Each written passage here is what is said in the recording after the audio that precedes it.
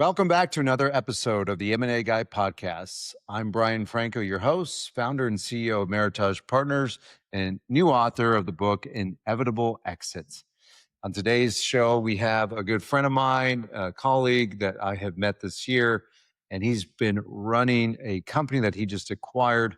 I wanted you to hear his story, where he's been, how he got to where he's at, and how he's using all of the life lessons that he's acquired, not just from acquiring companies, but growing companies.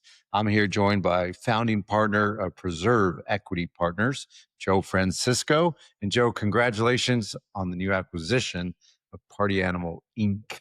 Thank you, Brian. Yeah, pleasure to be here. Yeah. And thanks for having me. Looking forward to the conversation. Yeah. So tell us, you built, scaled, how many exits have you had? So 2 exits. One was a purchase and an exit, a smaller business in my early 20s, actually. Yeah, good. After that, my wife and I founded a medical apparel company called Metalita, built that with my current business partner and scaled that, sold that to private equity about 4 years ago. So 0 to a very strong number and 50 employees, vertically integrated manufacturing, overseas, direct to consumer, B2B, all in the medical sphere. Now my business partner, Jamie Boytine, and I have formed a Preserve Equity Partners to go out and buy legacy businesses that really are in need of, current optimization. And in our experience in buying, building businesses, it's a lot more fun to come in with some established revenue and then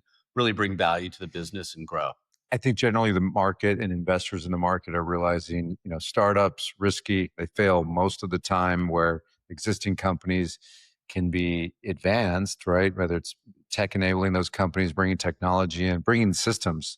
Doesn't even have to be savvy technology. It's real basics a lot of times in I think a lot of that exists out in the marketplace and in our country are legacy family owned businesses where there's just so much intrinsic knowledge held by the founders and the families. And that's a challenging transition. You have to be really ready to come in, truly act as an operator and build to scale. What's cool about that is you built a company, you sold it to private equity. You know what private equity is looking for. You know how they underwrite these transactions. You know what they're going to look for in due diligence. And now acquiring a privately held company from a family, I mean, imagine, those tuned in and listening in, most of them sit on the family side, right? Absolutely. And so this is a mystery to them. So what can you reveal from those experiences? I think that the mystery is pretty easy to understand once you start to unravel it and start thinking about the exit well in advance. And we were fortunate to have some great counsel when we founded Metalita. We began with the exit in mind. So we structured everything out of the gate, from our legal entities to how we ran and thought about our business from day one, to keep everything very clean, and knowing that in order to maximize value, we needed to be replaceable. We needed to come out of the P&L. We needed to have a structure and a system for every component of the business that was detailed with SOPs, with current technologies that could be rolled into a larger platform. That allowed us to maximize our exit. Yeah, we constantly talk about the transferability or lack of transferability of a company, because I really look at the world as a deal architect, let's call it, in 2 dimensions. One is, yes, headline valuation. Everyone wants to know what that is. But what's more important is, how is that value being paid? What are the deal terms of that transaction? And so when you exited your last company 4 years ago, did you find that you had heavy deal terms? Was it pretty smooth? I think the more standardized your business, the more it can operate without you, the easier it is for you to walk away from the business. The more that you shoulder and the more that you have that you own in the business, the more you're going to be tied to that exit, the more the risk profile is for that acquirer about scaling. Because then we have founder risk, right? So the way we built Metalita was our entire C-suite was able to come out of that business within 1 year. Wow. No earn-outs, complete clean transaction. We were able to, and that was value that they were able to immediately recognize to the P&L, right? So, there was a transition period, obviously, that needs to happen for continuity. But We had NetSuite, plugs right into the system. Our books were clean. Yeah. There was no questions. Financial It was more grade. like, are you sure this Yeah. is this clean? Yes. It was. Yeah. And that just allowed us to eliminate the noise Mhm. and focus on the value of that we created Yes. versus, and allowed us to control the conversation more versus playing defense. We talk about this, and this is why I wrote the book, because the inevitable exit was designed to help entrepreneurs understand how to build for their inevitable exit, right? And so there's 7 value drivers I touch on, and SOPs, moat, revenue streams, customer client relationships, concentration or not, Right. But to your point, when you can carefully navigate and build a company in a way that is transferable, the perception of risk by the market's lower, right? So deal terms become more favorable for you and your partners selling to an equity group in this case. Absolutely. It gives you much more leverage. It gives you the more leverage. Because they know you don't necessarily need to exit. You're at a point where that business is running smoothly. You're not stressed out. You're not, the weight of the entire business isn't on you. You have a team and you have structure that allows you to have a lot more control over that exit and ultimately the multiple. Correct. Well, you want to enable investors, whether it's public, private equity, independent sponsors, whomever it may be, you want to enable them to pay you the highest and best value possible. And they're happy to do it. And They prefer it. They prefer it. And so I mean, I haven't ever thought of it this way, but negotiation of an exit really begins in your business planning. Wouldn't you agree? Without question. Yeah. And going from where we were from an operator to now an acquirer, that was part of our lens. Will this fit into our lens? Can we create value? Yeah. What elements, as in your book, like where's the moats that already exist in this business that provide us confidence in the revenue, in the cash flow, but where are the places where we can find value and bring value to the business? And that's the spread, right? That's our arbitrage that we're going to receive by putting in, by building this business to the next level. Correct. Yeah, because when you study a company or many companies, you find that there's always this valuation range, from X to Y and everything in between. Absolutely. And what everyone's trying to figure out is, okay, well, where do I land in that valuation spectrum?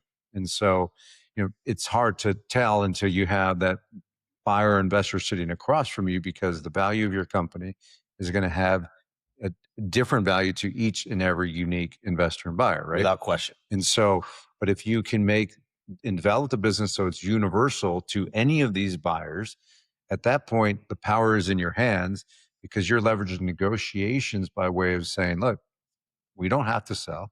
We built this company where we don't even have to work inside this business if we don't want to. And you're acting as a true C-suite executive. Exactly. You're not in the business. Correct. The more you're in the business, the lower the valuation.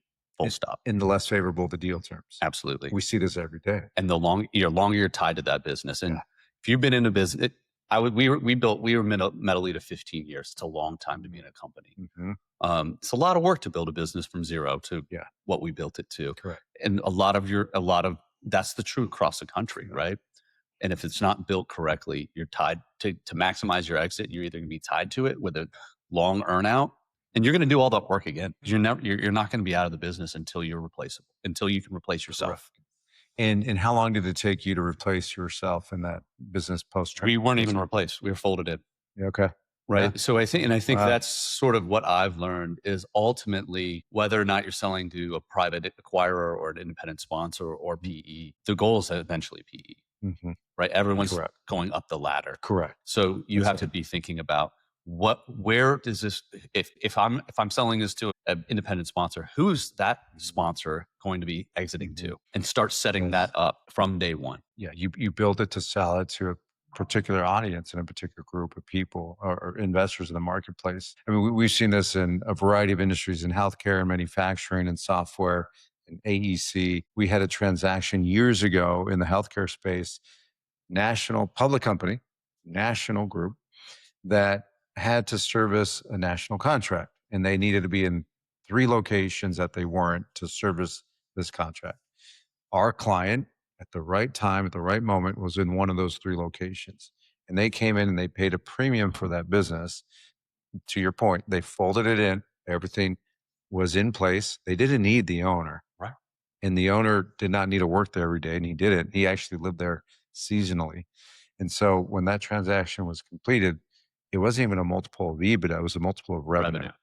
Yeah, that's And when that's when the conversation shifts. Exactly. And Exactly. that's where you really get your real value That's of right. all that sweat equity that you put in all over 100%. those years. What's your advice to those that are for the first time thinking about, okay, what's my exit look like? Or if they're even later stages where maybe they've received unsolicited offers and now this is in front of them, right? Is it too late, do you think, if they don't have 15 years to prepare? Well, I think you have to have a realistic timeline. Once you start to think about exiting, you must ensure that first your financials are absolutely rock solid. And it's very rare that you're ever going to shift around your revenue streams and really, that's pretty much baked. Yeah. But what you need to understand is, who am I going to be talking to? Who's my audience? Okay. What are they looking for? And can I deliver clean, very first clean financials? Yeah. And it's 3 years. Yes. It's not 12 months. No. You gotta have 3 years of financials. So this is not a decision that you come to lightly, and it's something that needs to be planned for well in advance. And you need to be talking to people. We had great counsel early on, and from a legal perspective, from accounting perspective, how we ran the business and made those investments. And sometimes that's going to drive down your EBITDA, right? Because you're going to have more SG&A because you're making those investments in the business. Correct.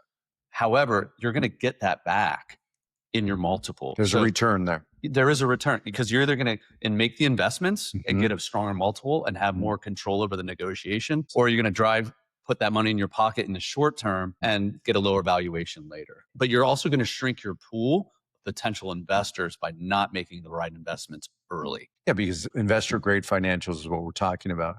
If you cannot produce those, I mean, there's situations where investors just have to simply walk away. You just walk. It's too messy. I've looked at thousands of deals since selling Metalita before we purchased Party Animal. And that was number one. If the financials were bad, I didn't even read the Sims. Yeah. Looked at walked away. First step, look at the P&L, look at the balance sheet. If it doesn't make sense, I'm out. I don't care what the business is. So did you, in Metalita, did you have audited financials? Were they simply reviewed? How far did you go? We went and reviewed financials, but and we didn't have audited. We were, you didn't need we didn't need audit. We weren't that large. Correct. It wasn't that large of a transaction. Yes. But we were on NetSuite. It was clean. We had made, it's not just the financials, but are your systems scalable? Yeah. Because they're not buying this business to run it the size it is. They want a 10x it too. Yes. Right. So if you haven't made, you're still on QuickBooks and you have a $2 million EBITDA business. Yeah. That's going to hurt you.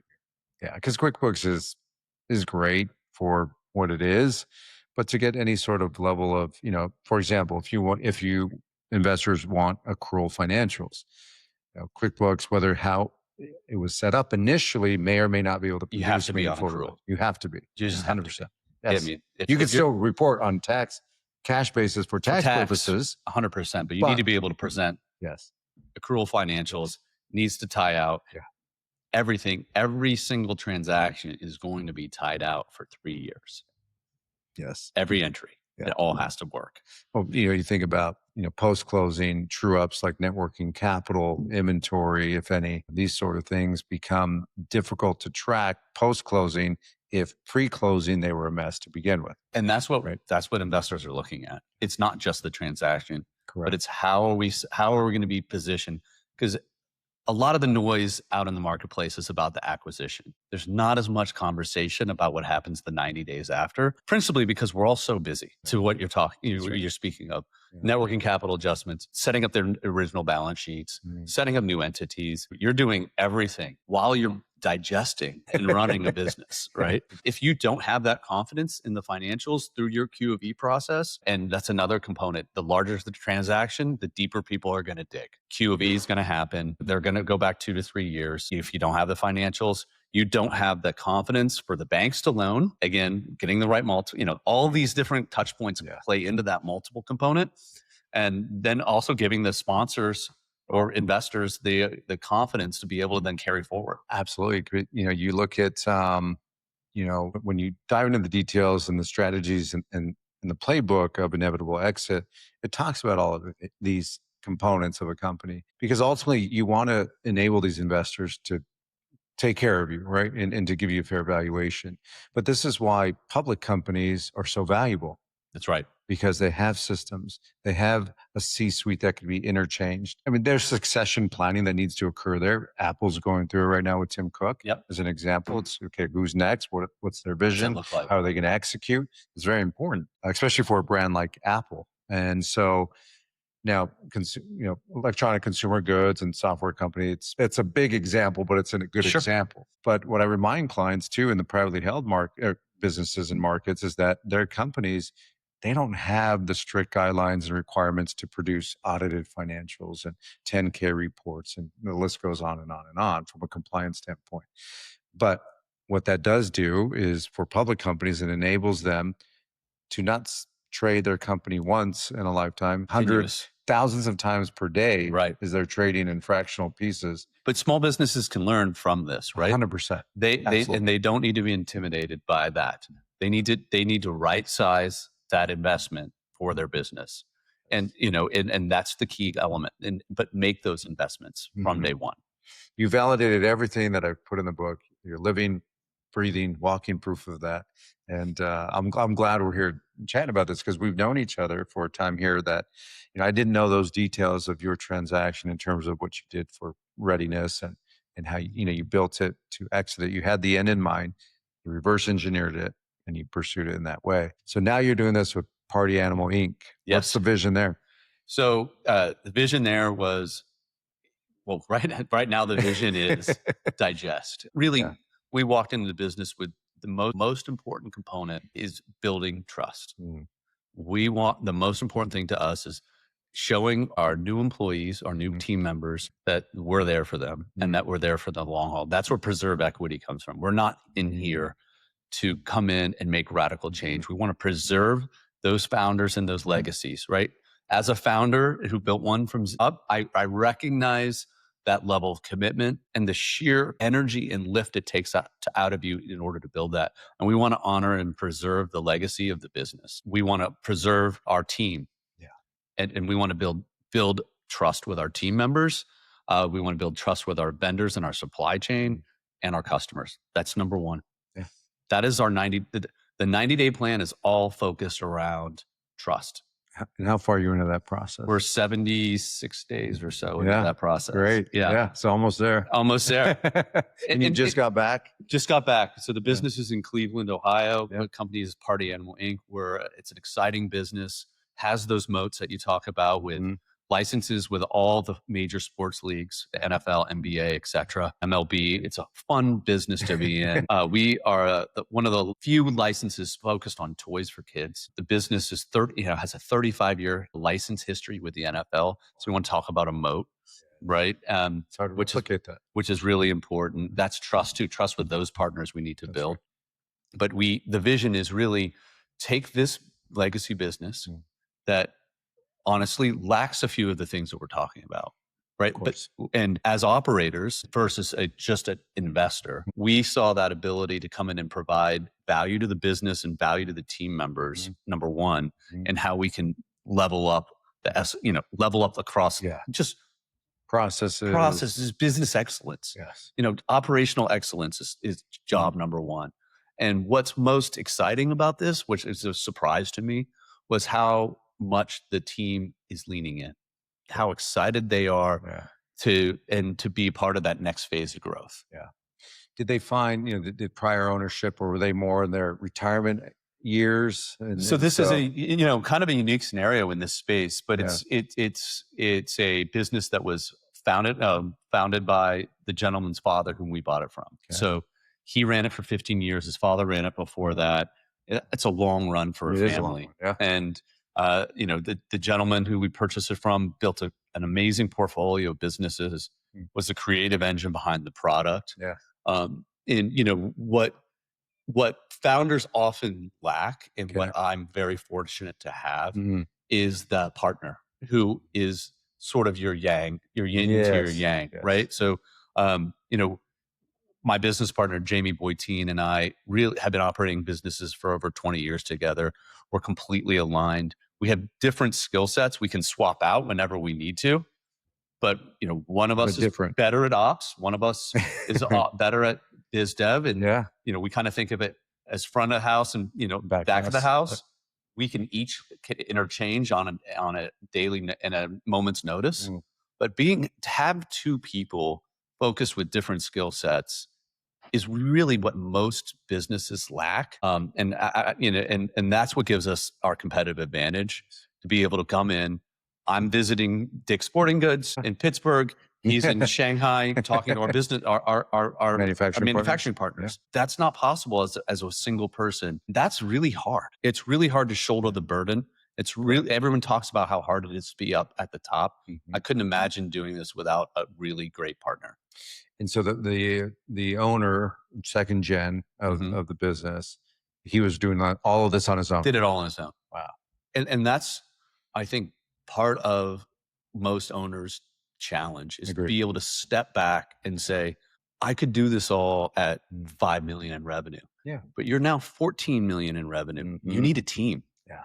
And you needed to have that team in place when you're at 6 and be thinking about, what are my next few steps? What is my CapEx looks like over the next few years, instead of saying, oh, this is great, I'm going to make so much more money, which is great. But you have to sustain really have to be disciplined. You have to Yeah. start thinking about the business as an investor and make those investments in CapEx, and make those investments in technology, in people, and in processes, because it all costs time and money. How's the culture before you entered into this investment versus how's that culture now? The business culture, I think, has been very family oriented, right? And I appreciate that. And Metalita was very family oriented out of the gate. But as the business evolves, so does your culture need to evolve. Correct. It needs to evolve from that family culture to a performance driven culture. What I find most eye opening is that the team is actually craving that. They see the opportunity in the business, and they're looking to take the next step as well. So they're energized by it. They are. Yeah. And so a lot of these employees, they've been there years and years. And quite frankly, that was our biggest, that was what we were most scared of, is so many people at the business had been there 9, 10, 11 years. Are they going to be open to change? And it's a coin flip. And I think it's all in framing, right? Mm-hmm. So we frame it as, we're not here to change. We're here to bring value. We're here to bring value to the business. It's putting the customers at the center, but that value is going to come back to you, and we're going to grow together. And that messaging is key, because employees, from where they sit, they hear and they see M&A transactions in the news, and they can look very different, right? 1,200 people laid off after this transaction. But in this situation, it's very different. You rely on them showing up to work as much as they rely on you to employ them. And so when they could see that you're coming in with a strategy for growth and scale, that provides them an opportunity that they may not have had historically under the prior ownership. Coming into and seeing the metrics and the targets that you're putting in front of them together, it gives them that opportunity to grow, right? I think what people see in the news and the headlines are exactly what you're talking about. You're talking about the largest, biggest transactions. When you filter that down to the lower middle market, it's more collaborative. It's the exact opposite. We want to empower. We need our employees to be bought into the business. Right.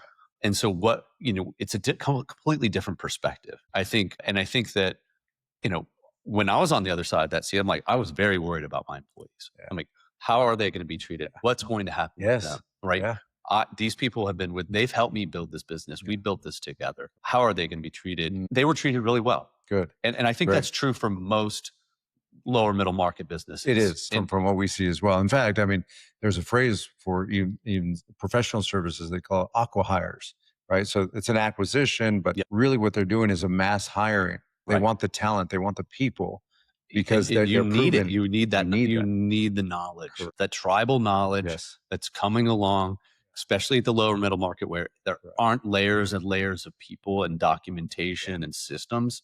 The people are the systems. They are. They absolutely are. Yeah, that's incredible. So almost 90 days in, great vision, great company, exciting market to be in, quite honestly. I mean, sports is year over year a growing segment. It's And really exciting space. yeah. Yeah. What are you most excited about for 2026?